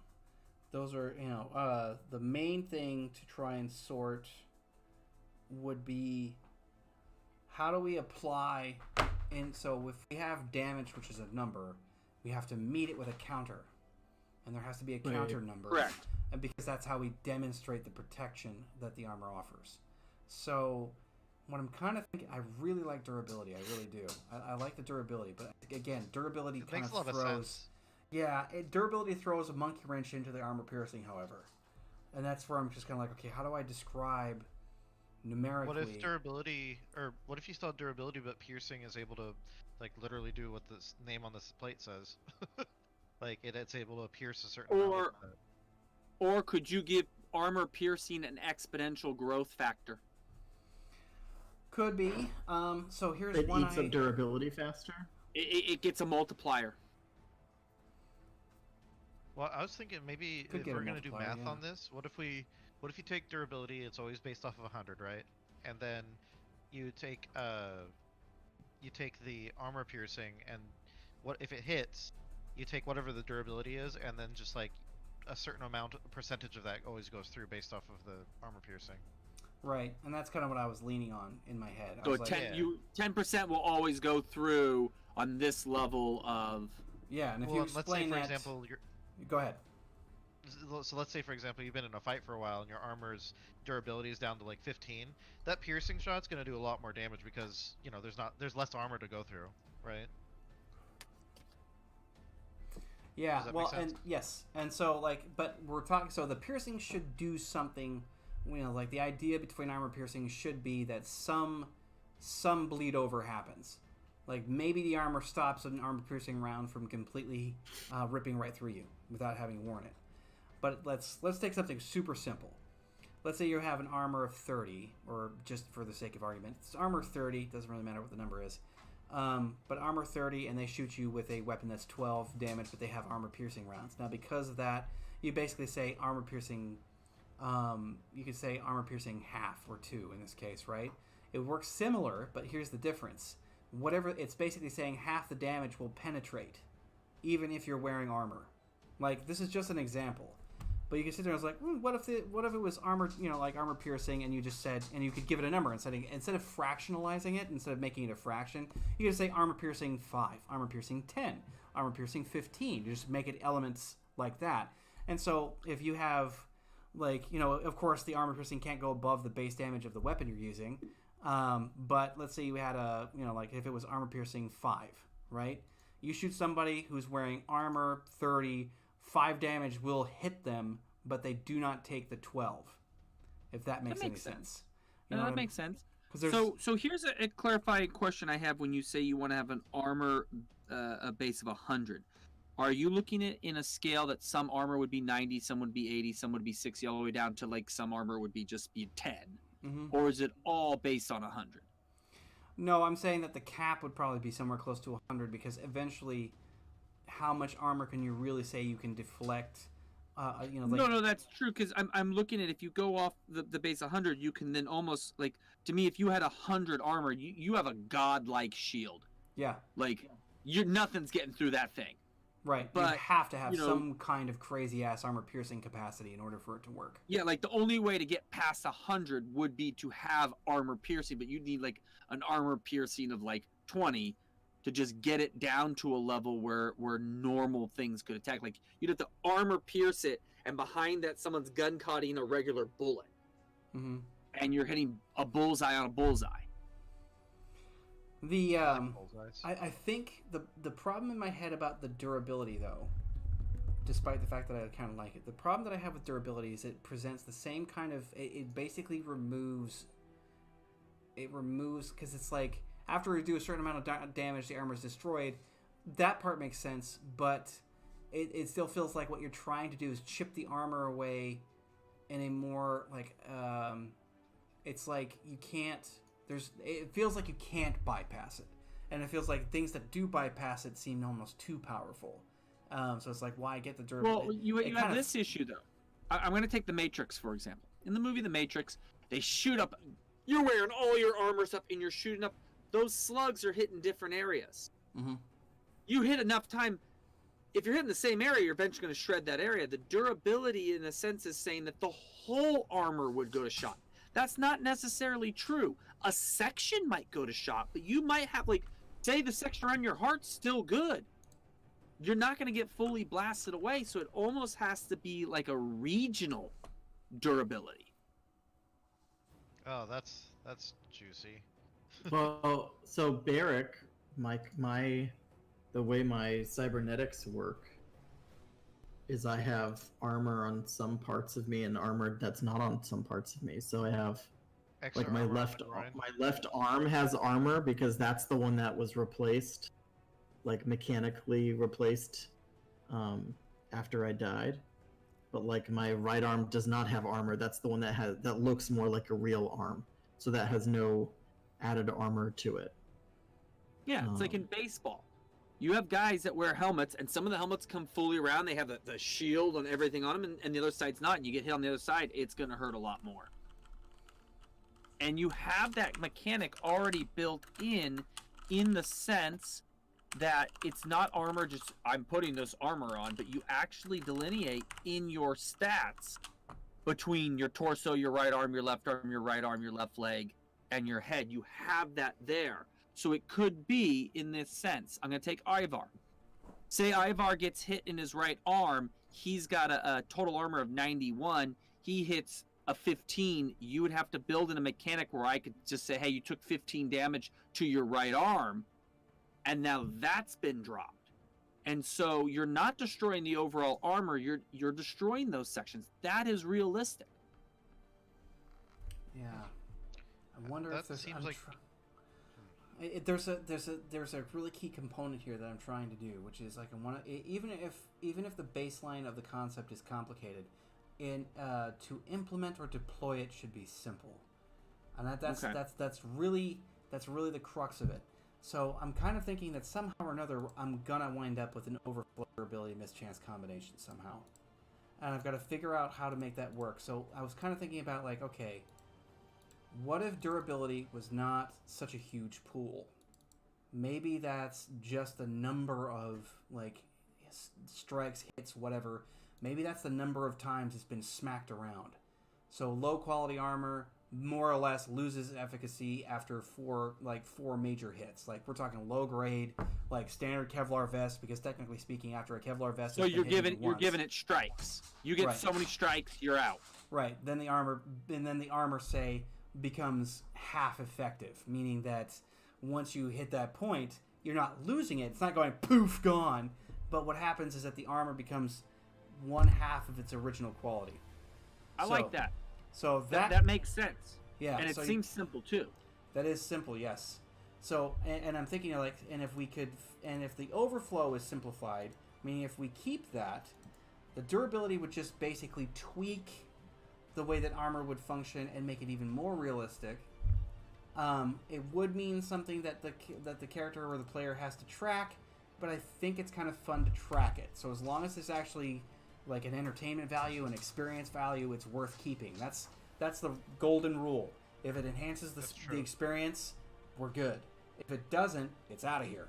Yeah, because think about this. If I'm keeping track of the strikes on me, for example, all of a sudden that's going to start changing my gameplay.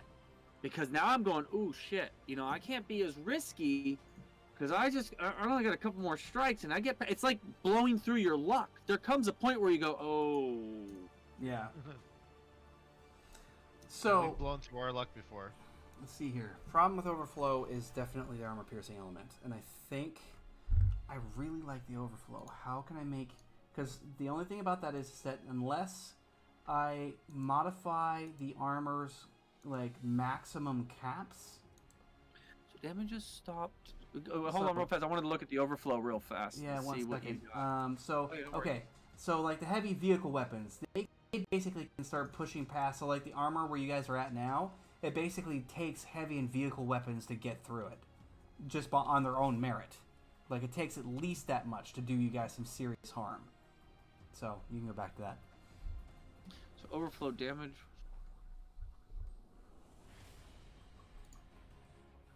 Oh. You're still, you're getting hit. It's just you're still taking damage. It's just not as bad. Trap metal gets through. Right. What was your idea behind the D mod and BTM and stuff? D mod BT. What was With that? like we were talking about how we got to a point like where Barrick with a BTM of 16, like there would be like Ivar can't hurt Barrick by punching him. Right. Because his body is too low and mine is so high that he could wail away all day. But then you had said something of like there will eventually be a point where he's done enough damage to your skin or what that it is causing damage. He's worn you out, yeah. Yeah. So I'm wondering if there's if we can ape that in a way for durability of armor to Yeah, decrease. it could The apply. whole concept of durability. Yeah. Is the Yeah. fact that, as they take damage, then once its hit points are gone, and that's it for that section. What if armor wasn't so big of a number? That's what I'm saying. It's like I'm thinking that maybe Yeah. the cap should be a bit lower, because the materials and the rest of it. Like if I were to say, and this may sound drastic, but if I were to drop the cap of armor down to 60 or 70, actually 70 sounds better. If I were to drop the armor cap down to 70 by 30 points, that means that there is, there's a good risk, but high level armor still have their merit. And there's the small arms fire would still play. It would still be very difficult to get through, but it seems to be a good middle ground. And yeah, because like I said, I want the armor number to come down a little bit. It was originally always building up, and like I said, realistically, in a physics sort of sense, armor can't just go boom, boom, boom, boom, boom, boom, boom until you start getting into magic. In which case, you can start pushing that shit into the crazy realm. But that should be more rare than the standard. Yeah, because you also consider this. If you're upping your armor without magical, for that armor to stop what it needs to stop, it needs to have some super advanced technology, or that stuff's going to get really, really heavy. Yeah. And that's going to take a penalty on it. Yeah. Well, one of the things in the Cyberpunk 2020 book that it talks about is like, sure, you could get and put full heavy armor and everything like that, and then someone taps you on the shoulder and you're gonna fall over because you won't be able to turn around. Yeah. And like it starts I like, imposing movement to you. in Dune, I like the shield belts they have. Yeah. Well, and see that's the other thing too. If you're talking about like force shields and shit like that, that's a great one for like durability equals hit points. Like basically you have an HP pool for the amount of damage that it can take. Right. For an Because that's energy what field. Copperfield had. Yeah. Bastard. Yeah. I really want to have a conversation with him. Ivar and Copperfield are just like, so, how you doing? Really sorry about that whole thing. So I posted something in the world building. I just been searching for like armor reduction. Like, what does it look like? And so, someone had taken the D&D or Pathfinder or whatever sort of thing, and said, okay, what if this is the method for handling armor, that it does damage reduction, and even that has a cap of. And what it did was it sacrificed armor class for damage reduction. So instead of plate having an AC of 18, it's now a 14 with a 4 of damage reduction. Right? Like they've lowered it. So it's easier for you to get hit, but you're not gonna take as much damage on a hit. So could you do the armor in that sense, do it as a damage reduction, but add in the idea of the strikes, that over time how much reduction you're going to get is going to go down, because how many rounds do you really get in combat? Well, if you look at some of that, like 6 to 7 rounds in combat seems to be about the average. Most of these fights are over very quick. So you'd want to have a minute. Yeah. Maybe you have 5 or 4 hits, so that there comes a point in which you could take damage if you're too far out there, and if you don't, and then you want to be in the more cannon fodder, you got to have a bigger point reduction just to get through it. I kind of want to incorporate something that would be fun. In my opinion, the mischance is kind of like the golden goose here. I really like the mischance concept, and it can be tweaked in multiple ways. Like I said, so like let's take the technological. Like I said, mischance to me is. It can be trained, it can be renamed into something else, but more or less, the way that I am perceiving it is like, what's the level of technology involved? And that level of technology has that chance. Like reactive armor might have the highest mischance possible. Like if I were to throw out a number, I'd say like 60%, like what Ivar's got. He's basically got the magical equivalent of reactive armor, right? And so what that means is that damage that comes your way from a magical source would be completely nullified. It goes from any damage you're doing to down to 0. And it's kind of a pain in the ass. It's kind of a cool mechanic, but it's also something that could happen for like bosses too. They could end up having the same damn thing, so it could be just as aggravating. Both directions, because like I said, if you're going to do it on one side, both sides got to have it.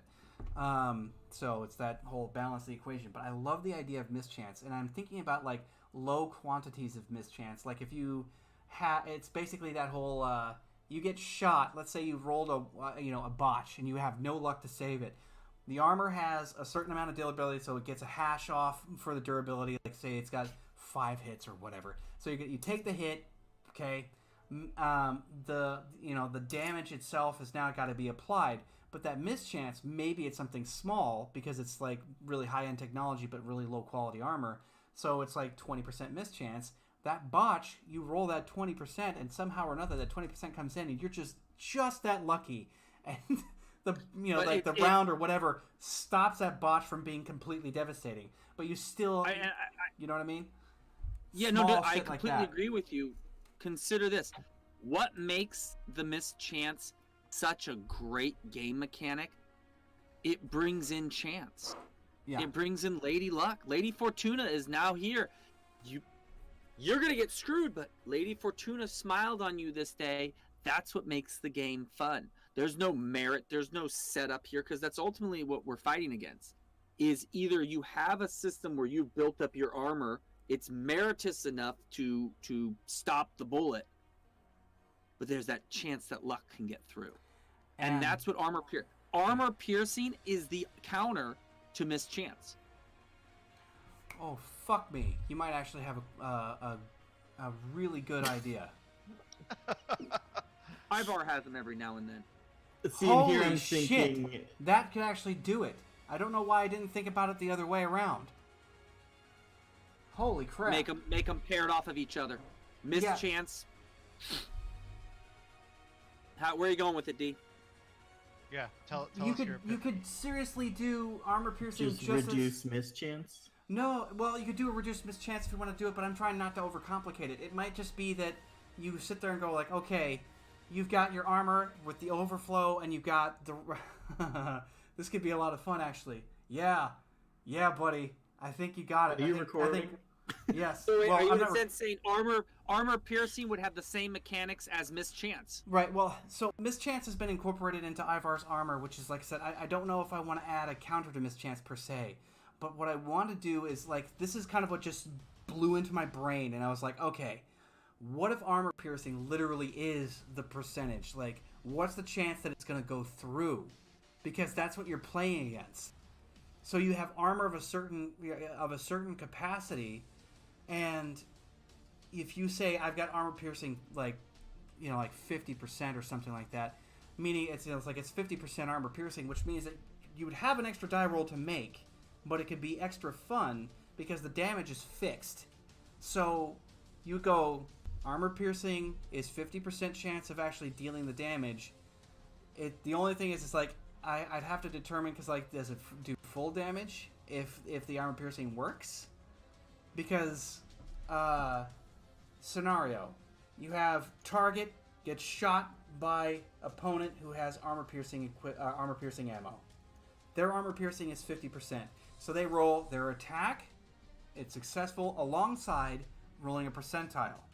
That percentile rolls under the 50% mark, which means that the round pierces the armor. And why don't you have an additional roll to determine how much damage is then achieved? So that's what I'm saying. It's like I want to stay away from doing how much damage by die roll because that's why I went to a fixed damage. So I could say, and like if it's 50, like the whether or not the damage is applied from armor piercing should be the only roll. Then it's like, okay, are we applying all of the damage from that bullet, or are we applying only half of the damage of that bullet? And I'm sitting there going like, if the bullet or the weapon that was armor piercing successfully pierces, it does have material to go through, so you could say that it only does half the damage normally, but it's doing damage. Otherwise, if the armor piercing fails, the armor absorbs it. Could you argue on how well that roll is? Say you're playing that 50% roll. Let's just say if you are between 50 and 25, you're going to pierce it and you're going to do some damage. But if you can roll that 25% or less out of that 50, you're doing more damage. Perhaps, but then again, that's the whole thing about doing critical hits. Critical hits is that point of basically going stack on stack on stack on stack. Correct. Because every time you guys get a critical hit, every explosion adds a multiplier. And so it's like, if you explode once, that's times 2. Explode twice, times 3. Explode 3 times, that's 4. Like, because obviously I'm not expecting you guys to get up to 5, 6, 7, 8. I mean, but if you did, I suppose you just go like, hear the announcer from, Unreal Tournament and friggin' just like, overkill. Like, you just watch them explode. Like, that's Ivar's dream right there. he wants to roll 10. What are the current values for armor piercing? Because I'm wondering if we can stick with this D10 mechanic, and if you have like barracks weapons or AP4, I roll a D10. If I get a 4 or under, then it penetrates. Slick. I like that idea. If it's an Holy AP8, shit, that's I roll slick. a D10. If I get an 8 or under, it penetrates. That's simple. That's very simple. That's slick. I fucking love it. Yeah, so it's AP2. It can be AP2 through 8. So those were the... Whatever the AP is, you have to meet half of the AP of the weapon to be able to pierce. Well, you just have to go under the number. You just go under it. Okay. Yeah, so all you do is you just go with like... So obviously, and that makes perfect sense because it could mean like monofilament, for instance. Monofilament at an AP8 has pretty much every chance to actually do damage, but there could be a time where it literally just doesn't, like, it whips through or hits something and it just doesn't go through. That's you know what this plays brilliant. off of? This plays off the target. Yeah. Ivar's will crazy rolls. All right, give me a target number. Okay, I want to do armor piercing. What's my target number? Right, and if there's weapons with any kind of AP involved, you can just apply that. And the only thing is that I think what I will do with the AP is instead of leaving it at a 2, which would be really shitty AP, but it's still worth it. I think that the standard, it would become an averaging realm then, just like you would from a range of 1 to 100. So an AP 4 on a weapon would be a kind of standard thing. Like an AP 5 would actually be really good. AP 6 would be extremely good. You know what I mean? Like I can see the range and I could be like, yeah, now that makes a shitload more sense. AP 8 is some kind of thing you ripped off the wall and you stuck on your back. Did you write that down, D? I mean, I'm going to. Yeah. I'm gushing right now because this is exactly what I wanted. I wanted that fucking armor system to go away because I hated it. I'm just looking at my attack and it says AP4 incendiary and I'm like, well, what's the max on an AP? Is that gonna hit super high? But yeah, if it's a 2 to 8 or something. Yeah, it's a range 2 to 8. There's never been anything higher than that. And then we can figure out what that means if you roll under right. that so number. If you successfully, if you penetrate, what I'm thinking is that whatever you're doing does half. I just want to make it a blanket, like you'll know that whatever it does, you do half round up. Done. So it makes sense because the armor piercing should, like I said, with the overflow, it got a little too weird with the top over kind of stuff. Yeah. So, yeah, I'll bend that in. I personally don't want to track my own armor durability. I said, I want to simplify it as much as possible and make it still realistic, and that's the hard part because realism requires such an effective. It's. I used to say this all the time. Finding a simple answer is usually more complicated than the question itself. And that's kind of what I have to do is concentrate this down to where it has this incredible, because I need it to be fast. I want the rolls to be quick. I don't want to sit there and go this roll, this roll, this roll, this roll to determine whatever, unless, like I said, the experience is benefited, which is why extended will checks are great because everybody's on the edge of their seat every time. Whenever there's an extended will roll, everybody's watching, waiting to see what the fuck is going to happen, which is why that long roll is still permitted because everybody's fucking into it. What's going to happen? Okay, it makes sense. Yeah. We should do extended durability roll-offs. Where I'm... I thought I just roll 100 d10. Wait, hold on, though. I could see that if you're starting to add magical armor in. Because now you're going up against magic, and now you're trying to basically undo the magic. Well, that's one of the interesting things, because, the armor that, the cult has is I can spend SFR to regenerate it. So it can take the hits, but then I can regenerate it back to max. This is the other thing, too. Can I summarize what the hell's going on in one sentence or less? Yes. Okay, so if I get a hit, and I would do 20 damage on a successful hit, and I have AP 4, and I roll under that 4, then I only do 10 damage? Correct. Or then I do 40? No, you're going to do 10 damage. So you're still basing the weapon's damage itself, because the weapon's not being suddenly boosted. Now, of course, Ivor throws his shit in there and ramps it up 1, 2, 3 multiplier, whatever, then it'll be half of whatever that grand total would be anyway. So in other words, if you have AP4, roll D10. You're going against the armor, Scott. This is your attack damage versus the armor. So if I don't roll under the AP, it doesn't penetrate. As an attacker, right? It does no damage. Not so. It still applies with the overflow idea. Okay. So the overflow is still there. So in other words, let's say that they have, this is a good example right here. Let's Barrack shoots Ivar. Those numbers are too crazy right now. We're even going to be dropping them down. But here's the way it would work. So let's say you have somebody with a Kevlar vest. Okay. Ivar be grandfathered in. We've got somebody with a standard Kevlar vest. Okay. let's say the Kevlar vest is poor quality, so it only has like a 10 protection at the chest, right? So he shoots this guy with a really cheeseball weapon. He's basically firing marshmallows. But he shoots it with a small arms weapon, which would be 12, right? If he doesn't have armor piercing, that guy would still take 12 damage, or excuse me, 10 damage, or god damn it, he would take 2 damage. Yeah, because it's over the top. Because we're talking about damage reduction still. Overflow is kind of a bad term. We're talking about damage reduction. So it reduces the overall damage by 10 points. That's what the armor's for. But he takes 2 damage. Now, if he's using armor piercing, then he'll end up taking the overflow, like whatever is going to be going with it. The way I see it in my head is that whatever's overflow would stack on top of whatever the hell he's got it on anyway. So all right, let me see if I can work this through here real fast. Yeah. Right now, the base damage is 2. Right. That the person's actually receiving. But I shot you with armor piercing, and I hit under that value. So I now add 6 on top of the 2, so you've taken 8 damage. Right. Got it. That makes sense. Yep. So the armor still played a role. Yes. Because you Armor still didn't played take a role. 12. Correct. Okay. But I I gotta head offset. out, but You offset this is the awesome. armor's good protectiveness with evening. armor piercing chance. Is it after 10? I can, yeah. But yeah, that's what I want. I want the armor to still play a role. You didn't take the full brunt, but you still took a shitload. And the armor piercing did its job. And it leaves enough of that variance where armor is important because there's still a chance that it will protect against armor piercing. So And let's just take our same that's scenario very, again. very realistic I so have an far. armor of 20. I don't take any damage from the 12 round. Add 6 to it. I'm basically now doing an 18. The armor still wins. Mm-hmm.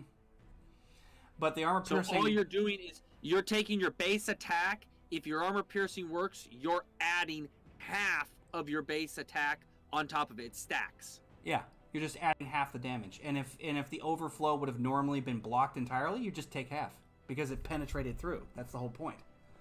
So it's like So in a sense, if it's a 12 protection versus 12 damage, you get half. You take 6 damage. you're right. If it penetrates, it takes That's 6, very and if it doesn't penetrate, you take 0. You just get the pain effects from being bruised up. Like that's perfect. So you need to write in here, D, the mechanics now for how the armor actually works relative to general attack rolls.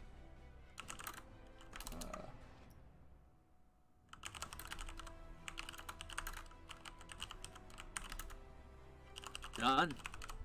Yeah. Fun, And fun. then throw an Alright. example in there. Yeah. I'm gonna call it quits for the night. You look like you're going I'm out. out as well. Thanks, guys. Like seriously, You're very welcome. I have a lot of work to do on these sheets, and I'm gonna shit my pants because I have to literally remake the fucking things. But well, actually, I don't kinda. I won't have to go so hard. Like keeping the mechanic in there just enough. But we just added a die roll and got rid of the extra bullshit, and I fucking love it. So all you Love have to it. do now is figure out how to recalculate all of our armors so that they're more. Well, yeah, I'll just give you guys reductions. You guys can just put it in there because, like I said, I'll drop it down. I'll figure out what's a good balance point with where you guys. Well, I'll and drop I it by think that proportion. the way my cybernetics Mhm. is written out probably still works with it because it's like +2 armor per level, maximum 5 Yeah. levels. Yeah, I think Barrack might be fine. Yep. He is I have supernatural. that. I thought he's anything but fine. He's magically delicious. All right, take care. Take care. See And if you there's later. anybody